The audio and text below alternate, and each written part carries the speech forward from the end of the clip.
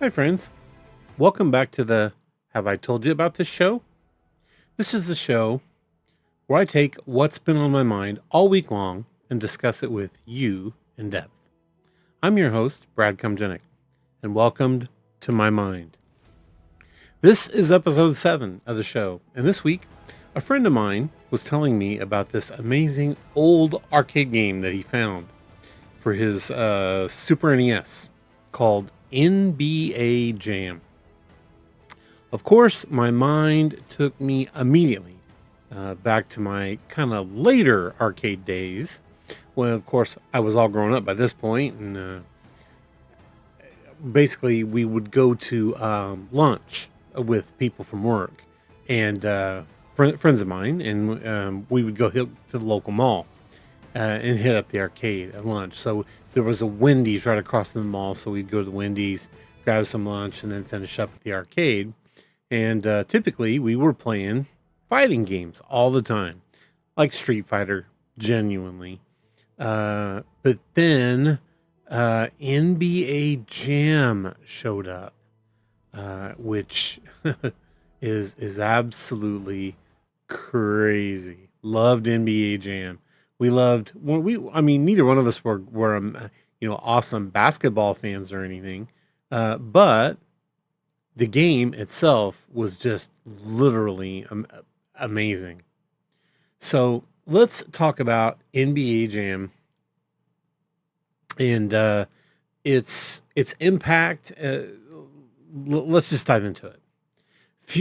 Few, and I mean few, arcade games have left an indelible mark on both gaming and sports culture as NBA Jam did. It was released in the early 1990s, around 1993 in the US and like 94 overseas. And it not only redefined sports video games, uh, really with its over the top, non stop 2-on-2 basketball action. And it had amazing digitized graphics for the players' faces for most of the top players of the day. And then it had this announcer that was constantly spouting off cool one-liners like the over-the-top "BOOM-SHAKA-LAKA" whenever a monster dunk or a awesome play happened. NBA Jam also became a billion-dollar sensation, spawning sequels, home console ports, and a legacy that persists to this very day. So, once my mind got on the NBA Jam topic, I immediately headed down to my arcade basement, fired up my arcade one-up NBA Jam machine. It has NBA Jam on it, NBA Jam Tournament Edition, and NBA Hang Time. And of course, I started playing. And I was immediately swooped back to the 1990s and those sorely missed days and those amazing lunches that we had. So, of course, I dug up the Wayback Machine and did a lot of in-depth research on this game. And that's what we're going to discuss today.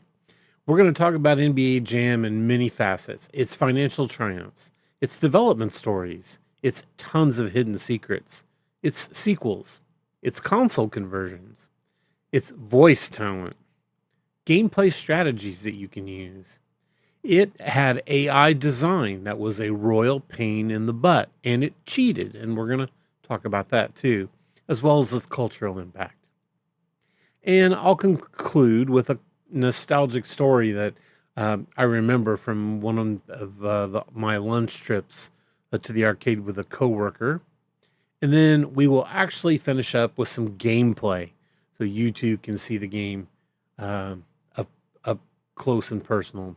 So let's quarter up and dive in to some NBA Jam. So as I mentioned, NBA Jam was officially released in arcades in April 1993. It was developed and published by Midway, and the game arrived at a time when arcades were still a dominant force in entertainment, although the industry was beginning to shift more and more toward home consoles. With consoles like the PlayStation, you were beginning to get almost one-to-one arcade quality releases at home. So why not just pay for the game once instead of having to put quarters in it constantly? The initial launch of NBA Jam was met with immediate and wild enthusiasm and complete love for the game, with arcades across the United States reporting unprecedented crowds and revenue. And I can even remember my local arcade having to wait in lines to play it. And they had multiple machines, which was, and four-player machines. So, yeah, it was clearly a hit. The game's release, though, was not without its hurdles and its problems. Midway had to actually secure an official NBA license, which was a process that was complicated by the league's initial reluctance to associate its brand with arcades, much less the Midway company, who had been making Mortal Kombat, where you ripped out your opponent's spine when they lost. And that made Midway perceived as less than family friendly, should we say.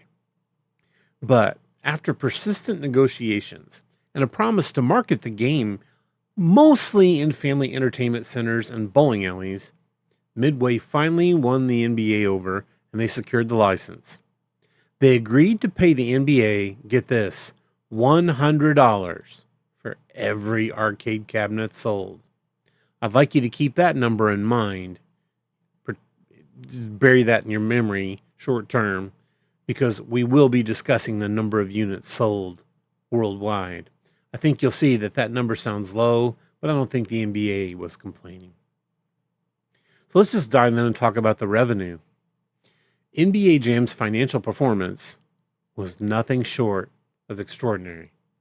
Within its first year, the game generated over $1.1 billion in quarters in tokens, a figure that rivaled the domestic box office gross of blockbuster films like Jurassic Park that was released the same year. Crazy, huh? Bet you didn't think about that or know that. Individual arcade cabinets were reported to be earning up to $2,400 per week, which was setting records for per unit earnings in the United States. Now, given it was a four-player cabinet where the action was 2-on-2, and you had to put in a full dollar to play an entire game, well, these numbers begin to make sense. You're like, how can a simple one game make $1.1 billion in a year? Well, there you go. Remember, Midway was the same company who put out Gauntlet, and they learned a lot from that four-player cabinet. The way Gauntlet was programmed to be a quarter muncher. The minute you put your money in Gauntlet, your health started to go down, whether you were being hit or not. When you got hit, you lost even more health. So if you wanted to see anywhere near the end of that game, it was quarter after quarter after quarter. At least with NBA Jam. It was $1, you played the game. That was that. So over its lifetime, NBA Jam is estimated to have generated over $2 billion in arcade revenue, with more than 20,000 cabinets sold worldwide. That made it one of the highest grossing arcade games of all time, surpassed only by a handful of absolute classics like Pac-Man and Space Invaders. The game's financial success was further bolstered by a $10 million marketing campaign, which helped cement its status as a cultural phenomenon. Okay, so let's talk about some of the key members of this development team and design team. The creative force behind NBA Jam was Mark Turmel, and he served as the lead designer and programmer. Turmel, a lifelong Detroit Pistons fan, brought a unique blend of technical expertise and sports enthusiasm to NBA Jam. Now, other key members that you might see here are Sean Liptak, who was a designer, Jamie Rivet, another designer, good old Sal DeVita, artist and animator. We know him from many Midway games. John Carlton, another designer, Tony Goski, an artist, and John Hay, who was a composer and scriptwriter for the arcade version. The game's development was certainly a collaborative effort with each team member contributing to its innovative features and its memorable style. Total Carnage. NBA Jam was conceived after Midway's previous release, Total Carnage. You see, Total Carnage failed to meet sales expectations. Total Carnage was a twin stick shooter where you were basically kind of on this game show, let's say. And you were put in rooms with people and you moved with the left stick and you fired in the direction you were moving the right joystick. And prizes would show up in the middle of the screen and different weapons and things that you could use. As you could see, there was many home versions of it as well. But it just failed to meet the sales expectations. So, Chermel sought out to create a game that had broader appeal, drawing inspiration from Midway's earlier basketball title, Arch Rivals. Arch Rivals, again, was more cartoony in its presentation, but still had some of the same basic gameplay that you see within the NBA Jam. You could foul people and do some, wild plays and things. And of course, NBA Jam would leverage this brand new digitized graphics technology, same technology that would be used on Mortal Kombat. The process of securing the NBA license, though, was fraught with challenges, as I mentioned, as the league was wary of associating with arcades. Midway revised their pitch and again emphasized, we'll only put this in family-friendly venues and offering a per-cabinet royalty. So those digitized graphics and player likenesses were a huge draw for NBA Jam. The development team pioneered the use of digitized video footage to create realistic player sprites. They used an amateur basketball player, including future NBA player Stephen Howard, and he was filmed performing the mini basketball moves against a blue screen. Those recordings then were painstakingly digitized and animated, a process complicated by unexpected issues, such as incorrect colored uniforms that required manual editing of each frame. Then the digitized pictures of the faces of the NBA players were used. And of course, the entire face had to be digitized in, and it was a painstaking process across so many players. So while the game did do 2.2 billion, you can understand the costs that were involved with the game. Now, of course, one of the great things about this game was its on fire mode. A defining feature of NBA Jam was its exaggerated physics defying gameplay. Players could leap to impossible heights. Watch Scottie Pippen go almost through the top of the screen as he does rolls, right? Perform acrobatic dunks and shove opponents with impunity. Of course, the now iconic on fire mode, which was triggered by making 3 consecutive baskets. So I had to score and not let the other team score. I had to score again, not let the other team score, and then score again. And then my player would be on fire. And that whole concept of someone being on fire was actually conceived during a lunch break, and they implemented it the very same day. And that feature granted players unlimited turbo and near perfect shooting accuracy, further enhancing the game's frenetic pace. As you can see here, your player, if you were taking 3-point shots there, the ball would be on fire. It would cause the net to burn, or you would go up for a dunk like this and the ball would be on fire. It was crazy. Let's talk a little bit about team dynamics and attributes. While the initial vision was for uniform player abilities, every player would have the same abilities, therefore everyone would have, kind of a level playing field. The team soon introduced individual attributes. They gave each NBA star unique strengths and weaknesses. That, of course, added a layer of strategy and replayability, because players would then experiment with different team combinations. You see, each team had multiple players on the team. You might play with Scottie Pippen and Steve Kerr, or Kukoc and Kerr, or Pippen and Kukoc, whoever it might be. If you were the Bulls, or if you were another team, you'd play around with their players. And you could clearly see each player's stats, from the 3 points to the defense and regular shooting. Pardon me. All kinds of stats there. Now, this game is just absolutely packed with Easter eggs, but in a developer story, there was a little bit of biasing going on as well. Remember, I told you, Mark Turmel, his favorite team was the Detroit Pistons. Well, his Detroit Piston fandom famously influenced the game's actual code. Turmel secretly programmed NBA Jam so that the Chicago Bulls would miss last-second shots in close games only, against the Pistons. That was a playful act of rivalry that became legendary among fans and was later confirmed by Turmel himself. That bias was really more than just a rumor, by the way.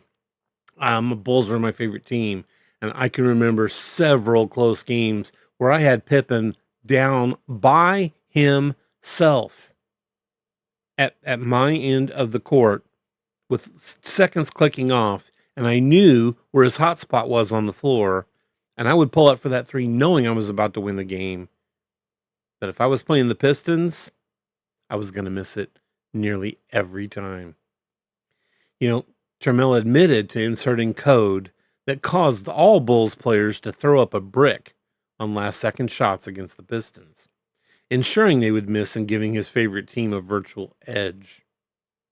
That Easter egg, again, was undetectable to most players, but has since become a celebrated piece of the game's lore. There was a ton of scrapped content for NBA Jam as well. Believe it or not, Godzilla and Bart Simpson were a huge part of it, and I myself have even seen the Mortal Kombat characters, but only in certain versions of the ROM.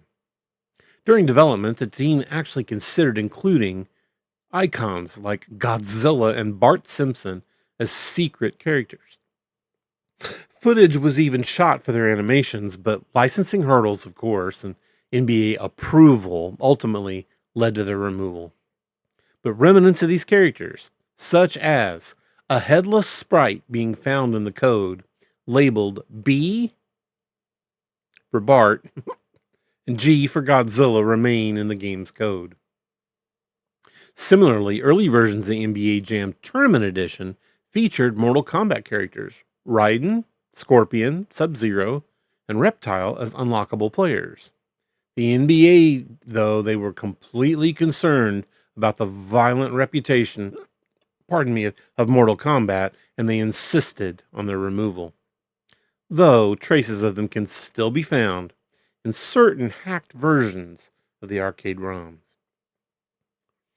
One of the secret characters was none other than former President Bill Clinton, who had a little bit more than average speed, not so great three-pointer, but he could dunk like no other and had no defense. And he played for the Phoenix Suns. The developers immortalized themselves as well as secret playable characters, accessible via specific codes.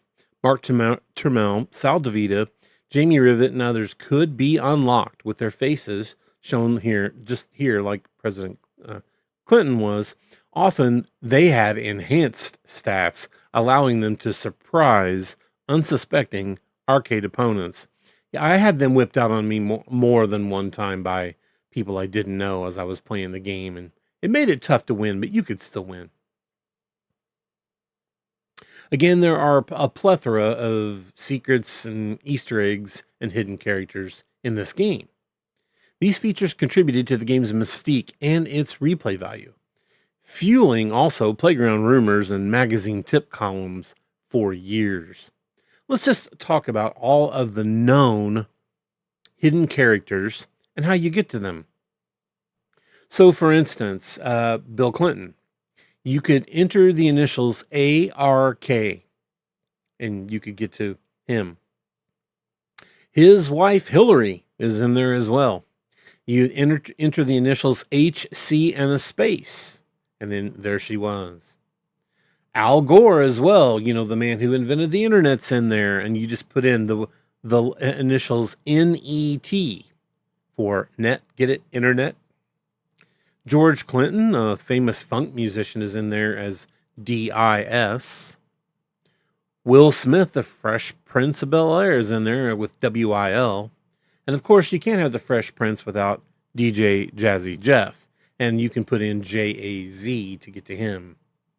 And then, of course, there was someone called Air Dog, who turned out to be one of the developer's sons.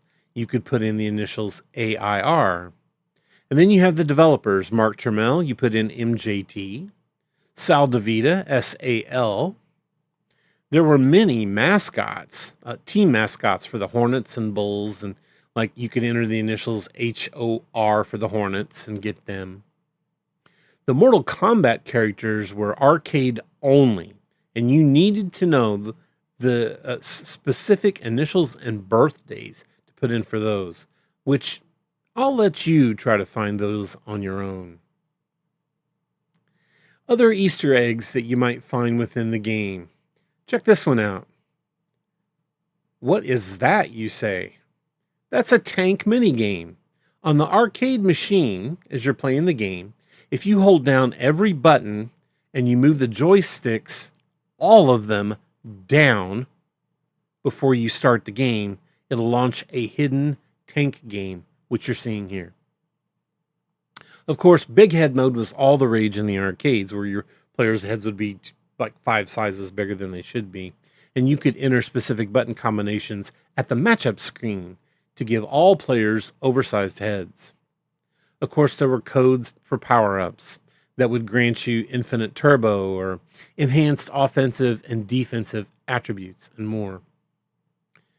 There were super clean floors, a code that caused players to slip and fall if you moved too quickly. In other words, it kept you off the turbo button a lot.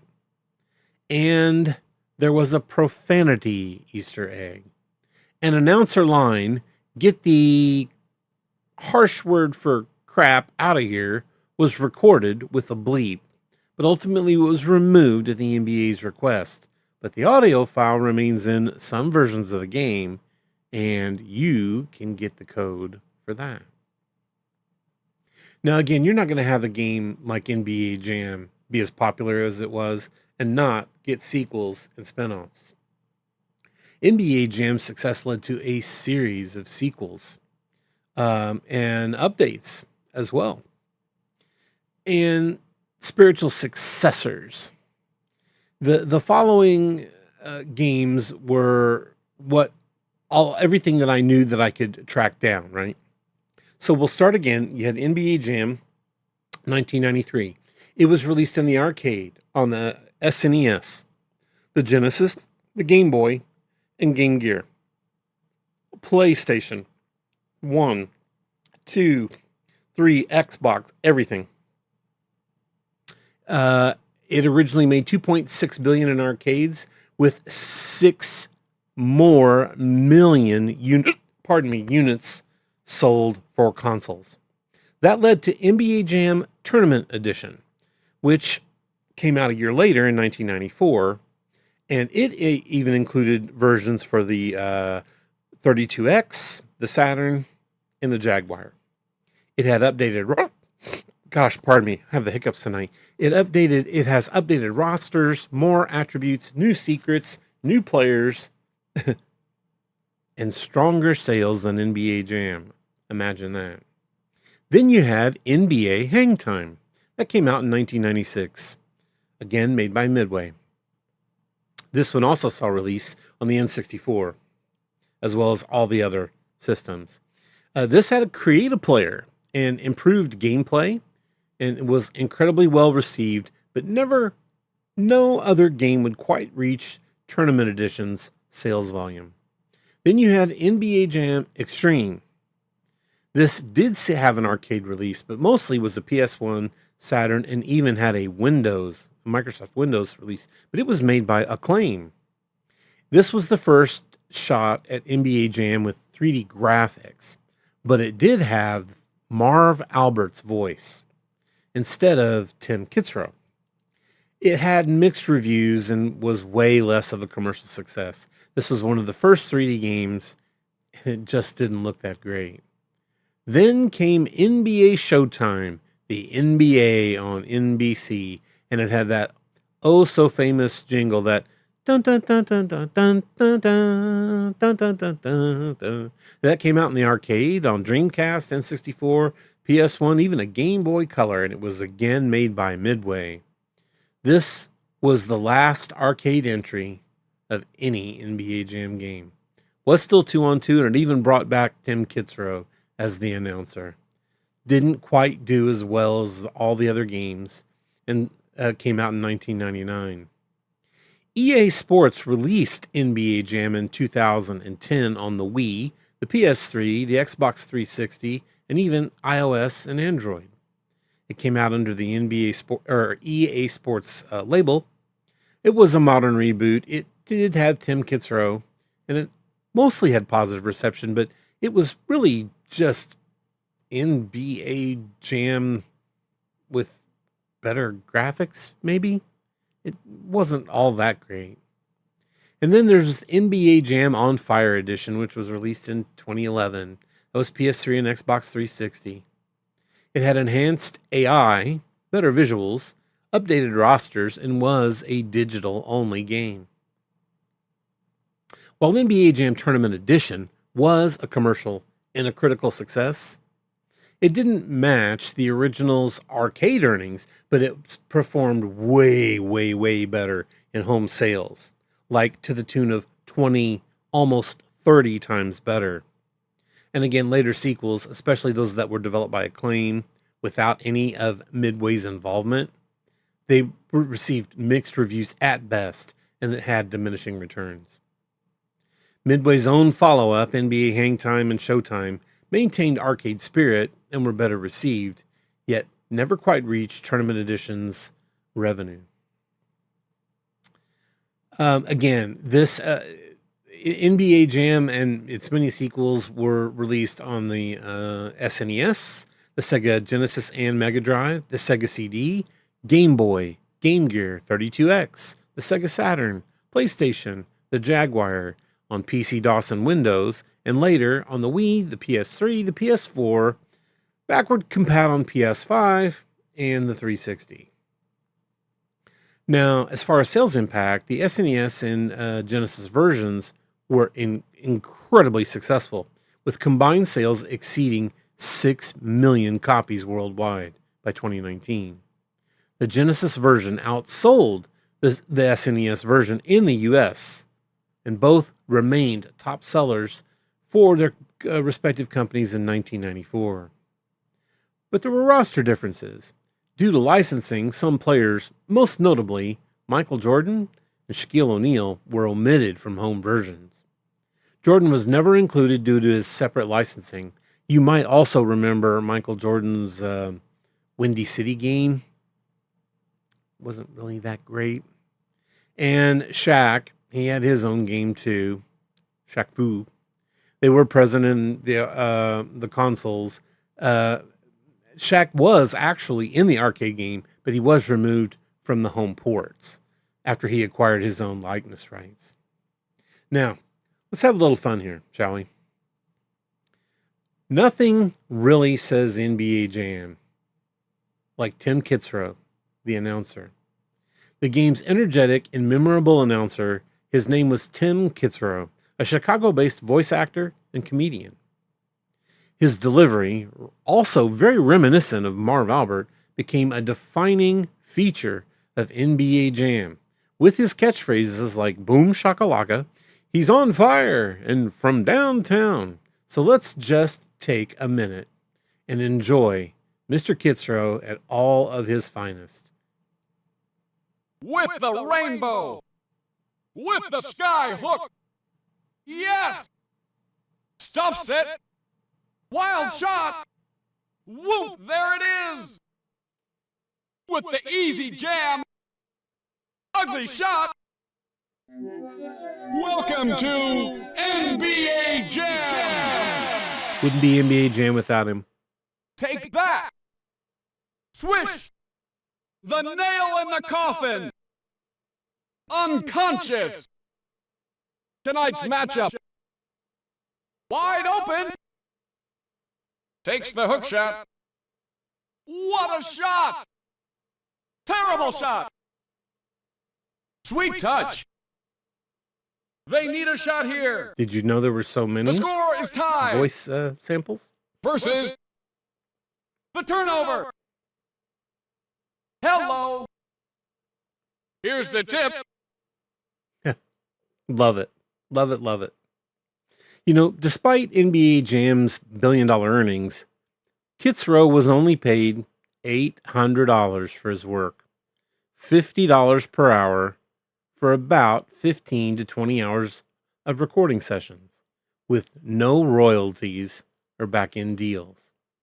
You'll catch Mr. Kitzrow at many arcade game shows and like console shows or retro gaming shows where he shows up and you can actually pay and he'll say some of his famous lines and you can record him. He's since voiced other Midway sports games as well. You can hear him in NFL Blitz, MLB Slugfest, and NHL Hits. And he did return for the later NBA Jam titles, including the 2010 reboot, as we mentioned. A little bit about the gameplay. I mean, it's pretty easy to pick up, but it does reward your mastery. Let's talk a little bit about the gameplay and the movement strategy that you can use. You use the joystick or D-pad if you're on a console to move your player around. Pardon me, you have a turbo button, and when you press it, you'll notice your turbo meter at the top start to deplete. And it does make you move faster and jump higher when you have it pressed down. But you have to use it sparingly, because if you're still pressing on it when the button's depleted, your percentage of actually doing anything properly declines badly. Most people don't realize that. They just hold it until it's gone and they just keep holding it.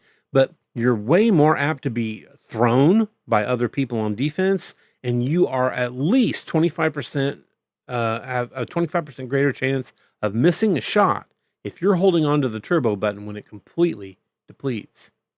There's also a shot and a block button, same button.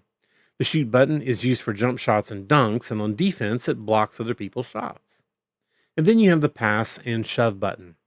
Pass button moves the ball to your teammates, but on defense, it will shove your opponent, and there's no foul for shoving. You can foul, by the way, if you somebody has a shot and they've made the shot and the ball's on the way down and you touch it. On the way up, you can hit it all day long. But just like in the NBA, if a ball's coming down, you have to let it come down. If not, if they're at the 3-point line and they do that and it's coming down and you block it, you'll be called and for the foul, and they will get the 3 points. But here's a little tip for you: if you're working to get on fire, let's say you made a shot and then you blocked their shot and you went down and made a second shot.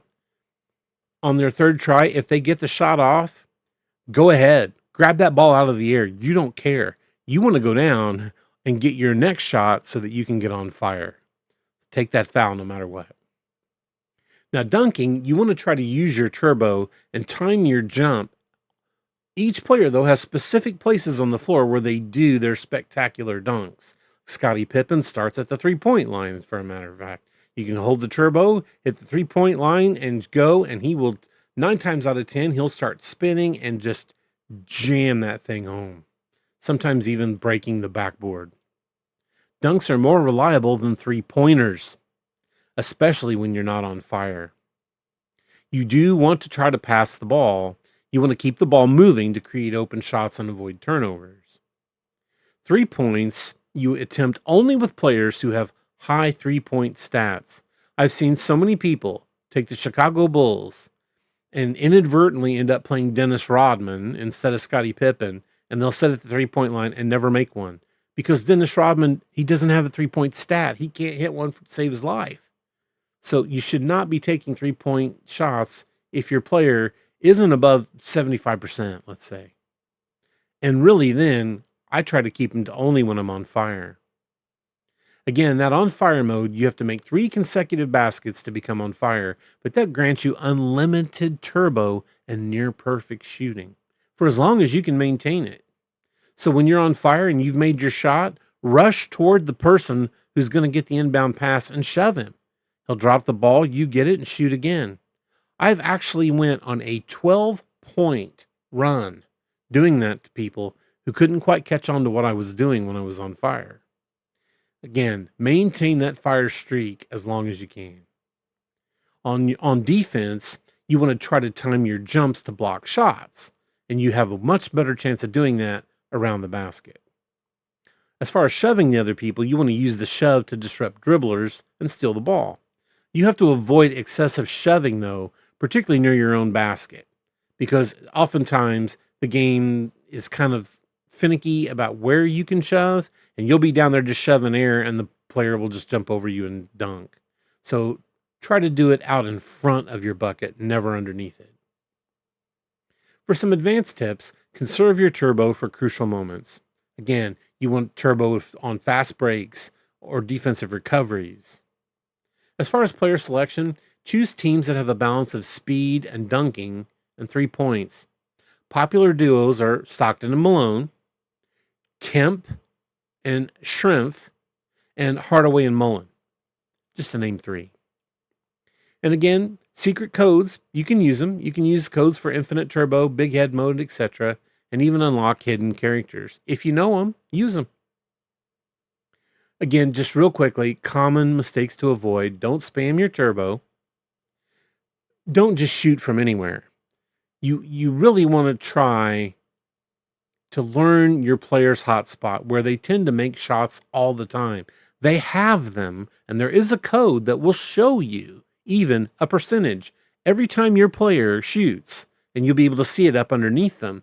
So you can almost use that code just to learn to use it during a game, just to learn where your player's hot spots are. That way you know you can shoot from there, pretty much make it most of the time.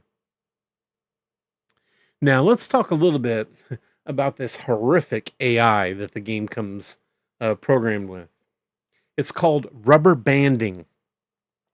Let me explain to you what that is.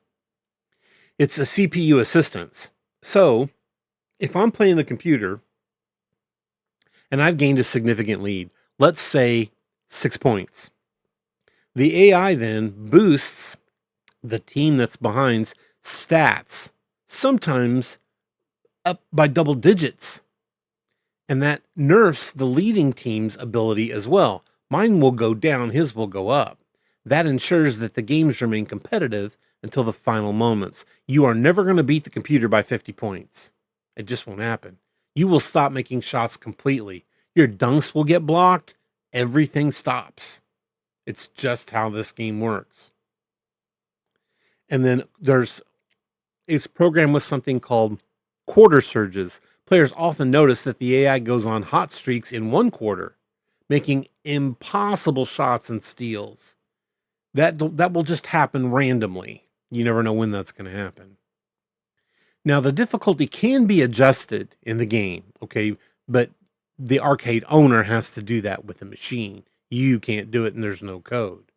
And the rubber banding effect persists across all the settings. It's always there, though it's less pronounced on easier modes.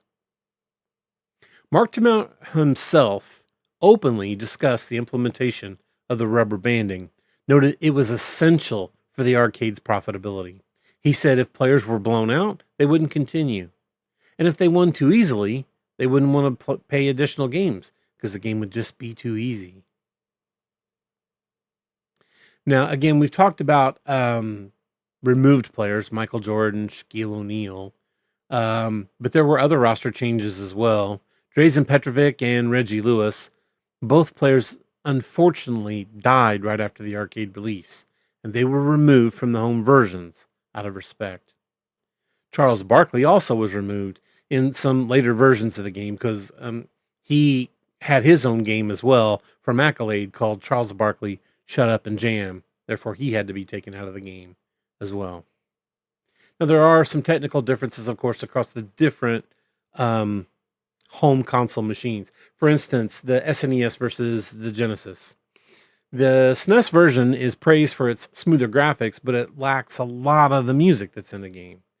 But the Genesis offers robust gameplay with slightly different audio. The audio wasn't as great on the Genesis. The SNES had better music, even though this game had less music in it. Now, there was a Sega CD version of the game that had enhanced audio, updated rosters, but unfortunately, it suffers, as most Sega CD games did, from long load times. Now, the 32X, the Saturn, and the PlayStation were closer to arcade fidelity. They had improved visuals and features, though AI and save issues were reported on many of the platforms. And the handhelds were just simplified graphics, and the features were way dumbed down, including even the rosters due to the hardware limitations. Now, again, just some more numbers and sales information for you. NBA Jam's marketing campaign was unprecedented, higher than any game in its time at $10 million. Over 20,000 arcade cabinets were sold. That's a remarkable figure for that time era. And the game quickly became the highest earning arcade title of its day. Though, as I mentioned, it never surpassed like Space Invaders and Pac-Man. The game's success was due in part, again, to that 4-player cabinet design that encouraged group play and maximized revenue per session. Operators reported having to empty the coin boxes multiple times a day, and some arcades even experienced fights over who would play next. NBA Jam is just a huge cultural impact, and it's left an incredible legacy. Its influence extends far, far beyond the arcades. From its catchphrases, the awesome gameplay style, and irreverent humor, it's all made it part of sports and gaming culture. Look, how many movies have you saw where one of the characters just shouted out "Boom-SHAKA-LAKA" when they did something? Or "He's on fire"? One of my favorites was "From Downtown," because I would take 3-point shots like crazy, because I always took the Bulls with Scottie Pippen. Those are still used in sports commentary and pop culture to this day. NBA Jam also popularized the arcade-style sports game that inspired other successors with huge successes, like NFL Blitz, which was another huge arcade success, and then NHL Hits and MLB Slugfest. The game remains a staple at retro arcades and barcades, and of course in almost everyone's home collections. As I mentioned, I even have an arcade 1-up machine in my arcade basement that I play constantly. And it keeps continuing to have digital releases. So let me just share a story with you about one of the times I went to an arcade with a coworker to play, and we had played for months. I literally can mean months. When I say that, it's not joking. Almost every day, if not every day, every other day, we would go to the local mall because we worked very close to a mall, and we would go over, as I mentioned, have Wendy's, or might have been Chick-fil-A at the time too. It was in there, and then we would go over and spend the rest of the remaining time playing. It was Street Fighter before NBA Jam, but then it became NBA Jam. But there was a Friday afternoon at lunch, and my coworker and I headed over to the arcade to play. We knew we were playing NBA Jam.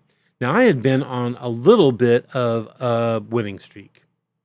Probably the last 3 times that we played, I had won. And he kept trying different teams, right? I wasn't using any codes or anything else, just playing well. So we both quartered up for a full game, and I took my favored Bulls, and my coworker took the Phoenix Suns because Charles Barkley was his favorite player, and Barkley was a defensive beast who would throw Pippen around a lot. Sometimes he would throw me around so much, it would affect my other stats. I would have to take Pippen out of the game and use one of the other players. So that was going to be his kind of strategy.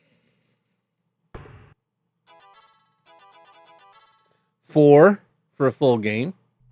Welcome to NBA Jam. Put them all in. Interrupt some initials. I'm just going to use my own. ESK November 5. No record. All right. Where is my Chicago Bulls? Let's see here. Bulls. Let's take the Bulls. Tonight's matchup: Bulls versus Mavericks. There we go.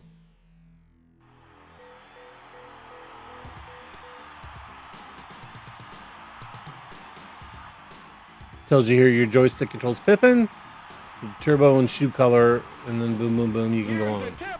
Now you want to press as fast as you can. Oh, I got shoved already. To Pippen for 2. Oh, that's 3. Come on. Head fake. Flash comes away with the There we go. ball. Elliott No. to Grant. Here we go. That'll hit. 3. He's Yep. heating up. He's heating up. Harper. Look out. Oh, no. I lost it. Pippen. Boom. Here we go. Head rejected. Harper. Delivers. Oh, we were both there. You even saw the ball turn white. All right, I'm done. Here we go. Whoop. Delivers the facial. Bulls up by 3. Harper. Yep. Yep. From long Oh, no, I keep hitting the wrong button. That's all right. I got it. You got to let Grant score every once in a while, too. to Harper. Harper. No good. Stolen. 1 minute to go. Pippen. Oh, see that fake? See him? Shot. Oh, now don't you even try to miss that. But see, that's what I'm saying. Now they're going to start. Turnover. See, I had that turnover. Head fake. Get that out of here. Pippen. Head fake. He's heating Now, up. here we go. I'm heating up. Bulls. Get that out of here. Come on, Scotty, get it. Come on, here we go. Fire. Oh, see what happens? Ugly shot. I was right in his face, too. At the And he stopped my fire. See what I mean? I'm up because I'm up. That's that rubber banding I was talking about. Oh, I can't stand it. Okay, here we go. lays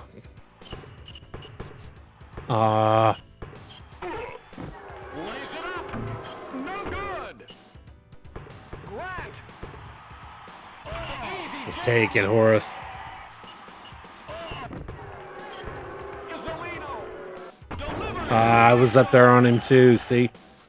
Didn't get it. Pippen. Grant. Great deep. Here we go. Isolino.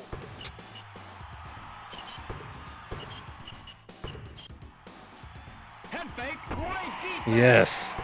Pippen. Stolen. Isolino. Oh, you see how I rejected him? He even said rejected, but it didn't give it to me. Shoots for 3. Nailed it. There we go. Good game. See? Aww. See, I should have blocked that too. It was right there. It was right there. Pippen. Head fake. Stolen. No, did you see the ball get taken from my hands? Look at this. Lays it up. And I blocked that too. Nothing. See, this is this Down by 4. bogus. Pippen. Yeah. There it is. There it is. There it is.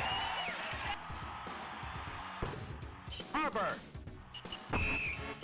Yep, I'll take goaltending. I'll take it. Launches a shot. Oh, I keep hitting the wrong button. No good. 1 minute to go. Oh, I told. Yeah, there it is. Pippen shoots for three. Grant comes away with the board. From down. That should hit. Yeah. Bulls up by 5. Head fake. Oh, Lays it up. Sweet touch. Pippen. whoa! Isolino. There it is. Grant. Grant's heating up. Oh, he pushed me twice. It hit the 3. Nope. Nope. All right, halftime. 23-30. See, I love this game. Check this out. You get this halftime report with some back then digitized graphics. Now you want to pay attention to these because see my dunks, 2 assists, and all this rebounds, 3-point shot. I'm hitting 81% of my field goals, 80% of my 3-pointers. Right, so not bad. Everything seems to be okay. So, ready for third quarter. From long range. No good. Isolino. Harper. That was bad. Bad form. Down by 5. Isolino. There it comes. Sweet touch. You can see that the computer does not like being behind. There we go. That should hit. Boom. Yep. All right. Oh, you see? You hear that boom, boom, and then the ball turn white?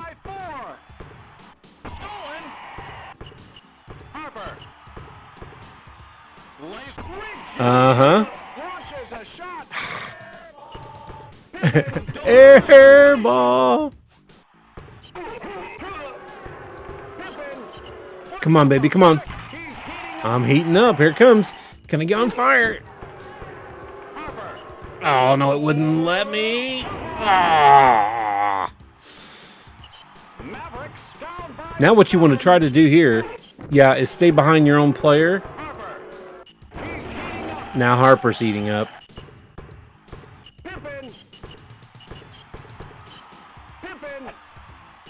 There it is.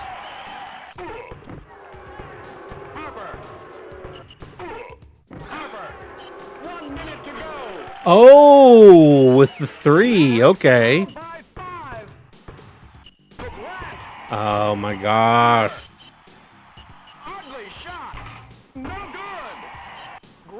There we go. There we go.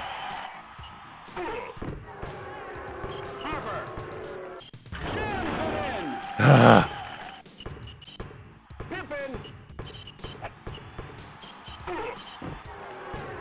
Oh my gosh.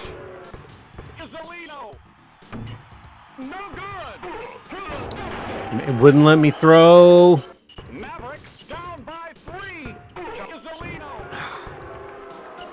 Look at that. 3, 2. Oh, Scotty. Shoot the ball, son. All right. He's got it down to 1. Yep. Nope. Wham. There we go.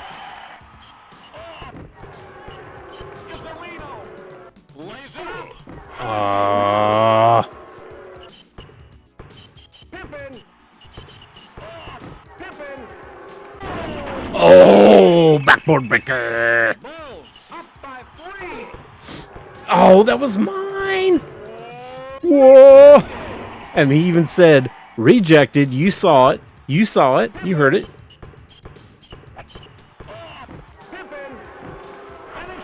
And it's good. Pass it. Grant. Yes.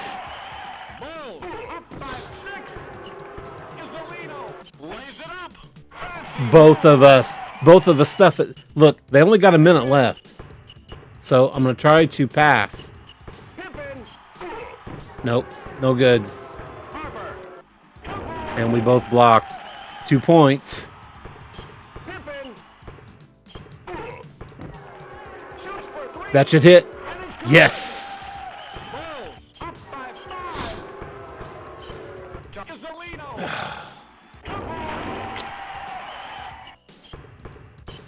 Pippin, That should hit. terrible shot.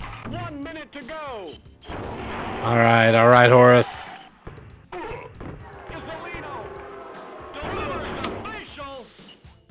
Mavericks down by 3. And Smith. Harper grabs the rebound. Gasolino. Head fake. Harper shoots for 3. Got it. I was in his face. Did you see that? I was in his face. Pippin. Pippin. There it is. 15 seconds. Harper. Harper. Oh no. 5, 4, 3, 2. Whoa! I win. Yes. Bad decision. Yes. Bulls win the game. There it is. I still got it. All right. Still got it. So, friends, what do you think of NBA Jam? Is it a game that you played in the arcades? Did you enjoy playing it? Did you have games like I did of it, where your friends were 100% like it was their favorite game? That's all they ever wanted to play. There was no other game that was going to come close. There was like we would hold tournaments. We sometimes we would have 4 or 5 of us who would go, particularly around playoff time, NBA playoff time, and we would have leagues and tournaments with NBA Jam. I probably bought a machine with as much money as I put into it. So when I heard Arcade One Up was making the NBA Jam arcade machine, now they're 3/4 size machines, so they're not full size machines, and they are emulating the game. But it does, like I said, it comes with NBA Jam and NBA Jam Tournament Edition and NBA Hang Time as well. So you get to play all 3 of those games, and I have beaten all 3 of them already. I love the game. It is a 4-player game on the Arcade One Up. It's a little tight because it's 3/4 space. You really can't get 4 people on it at once, but you can get 2 comfortably. And family get-togethers or arcade parties or things, it's wonderful to have people around to play. And I even have one of their tabletop versions that's only 2-player, and it's got those same 3 games in it. If it's NBA Jam, I gotta have it. I gotta play it.